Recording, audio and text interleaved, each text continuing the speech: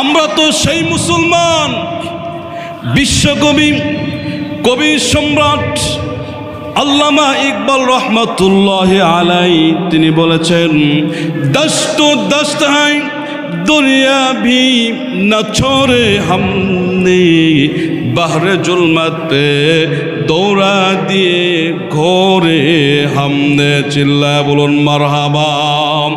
আমরা তো সেই মুসলমান, শ্রাবণের খরস্রোতা উত্তল টাইগ্রিস নদীর উপর থেকে 60,000 অশ্বারোহী মুসলমান নদীর তুবান পার হয়ে আফ্রিকার ভূখণ্ডে কলেমার পতাকা উড়াইছে। চিল্লায়া বলুন মারহাবা।